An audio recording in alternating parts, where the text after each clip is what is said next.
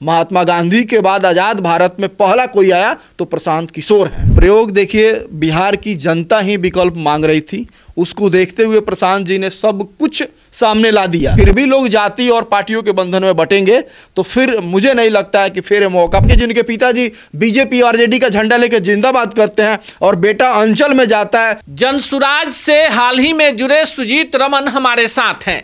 पश्चिमी चंपारण में सुजीत रमन एक सामाजिक कार्यकर्ता के रूप में अपनी बड़ी पहचान बना चुके हैं। प्रशांत किशोर की टीम से जुड़ने के बाद चंपारण में ग्रासरूट लेवल पर काम कर रहे हैं। आज चंपारण, खासकर पश्चिमी चंपारण की उन इलाकों की बात करेंगे जहां प्रशांत किशोर को लेकर ढेर सारी आशा है। जाहिर सी बात है कि बात सुगौली, चनपटिया और आसपास के सीटों की होगी। सबसे पहले स्वागत, बहुत बहुत धन्यवाद आपका। सीधा हम इधर उधर नहीं जाते हैं, सीधे चनपटिया ही चलते हैं। मनीष कश्यप शामिल हुए हैं, आप उस इलाके में घूम रहे हैं, क्या असर लग रहा है? बहुत जो विश्वास नहीं था लोकसभा चुनाव के दरमियान, जो मनीष जी चुनाव नहीं लड़े थे, बीजेपी में शामिल हुए थे, कहीं ना कहीं बीजेपी के भरोसा को उन्होंने कायम किया। लोगों के अंदर था कि अब वो दौर वापस आएगा कि नहीं आएगा। तो मैं कह देना चाहता हूं चंपारण वासियों से और बिहार वासियों से, वो दौर फिर से आ चुका है। और चनपटिया का बेटा, चंपारण का बेटा मनीष कश्यप का जो भरोसा लोगों ने जो दिखाया है, मुझे लगता है कि अब वो लोकसभा के दरमियान जो है अभी की अपेक्षा में दोगुना हो गया है। चलिए, दुगुना हो गया है। मनीष कश्यप क्षेत्र में है, चनपटिया घूम रहे हैं, सुगौली, रक्सौल, पूरे इलाके में घूम रहे हैं। तो आपको नहीं लगता कि सिर्फ चनपटिया तक आप लोगों का लक्ष्य नहीं है, पूरा चंपारण लक्ष्य है? बिल्कुल चंपारण ही लक्ष्य है। मनीष जी ज्वाइन करने के बाद जब चंपारण गए तो बहुत सारे लोगों ने इच्छा जाहिर की कि हमें जोड़ना है।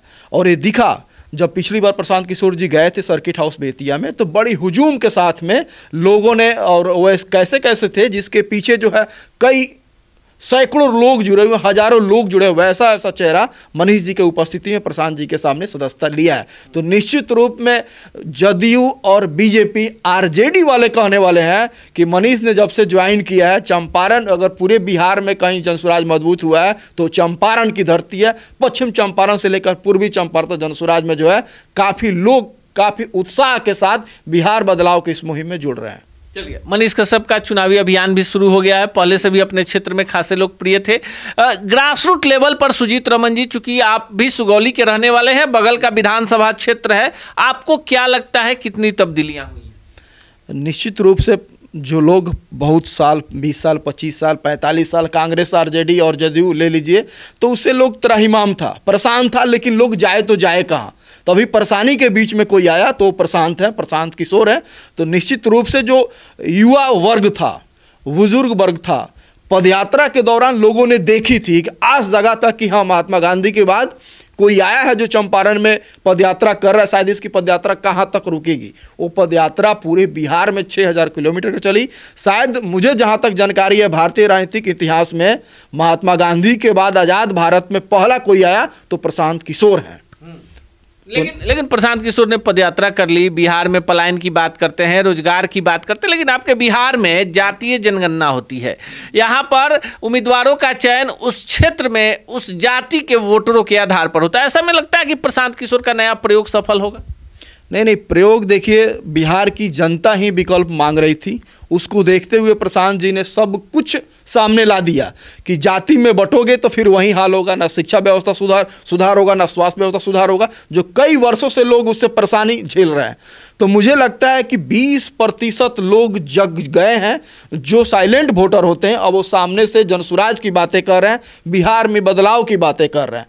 तो जो लोग चाहते तो अब सामने दिख गया है। अगर फिर भी लोग जाति और पार्टियों के बंधन में बटेंगे तो फिर मुझे नहीं लगता है कि फिर ये मौका 5 साल बाद ही मिलेगा। अब की बार मौका मिला अगर, तो हम जैसे यूथ जब देख रहे थे, आज तक किसी पार्टी में नहीं जुड़े थे, समाज के लिए अपना योगदान दे रहे थे, जब हम लोग आ गए हैं तो निश्चित रूप से जो लोग परेशान हो रहे हैं, जिनके पास कोई ऑप्शन ही नहीं बचा है, वो ब्लॉक हो, थाना हो, अंचल हो, हर जगह भ्रष्टाचार के शिकार हो रहे हैं। कुछ तो वैसे हैं कि जिनके पिताजी बीजेपी और आरजेडी का झंडा लेकर जिंदाबाद करते हैं और बेटा अंचल में जाता है जाति बनाने के लिए, तो उसको 500 रुपए का घूस लगता है। तो बाप भी परेशान, बेटा भी परेशान। तो सामने जो बिहार बदलाव के लिए जनसुराज आया है, तो अब फिर जो है जाति से अलग हटकर बदलाव तो निश्चित लगता है कि होना चाहिए और लोग यही प्रयास करेंगे।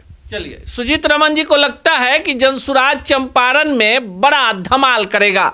मनीष कश्यप को लेकर भी जो संभावनाएं हैं ग्रास रूट लेवल से आते हैं, तो जो बोलते हैं एकदम जमीनी हकीकत को बताते हैं। अब मनीष कश्यप और प्रशांत किशोर के साथ ही साथ जनसुराज को लेकर भी सुजीत रमन खासे उत्साहित हैं और बरसों से लोगों की सेवा करते हैं। अब आपको क्या लगता है कि चंपारण में जनसुराज कितना बड़ा कमाल धमाल कर पाएगा? कमेंट बॉक्स में जरूर बताइएगा।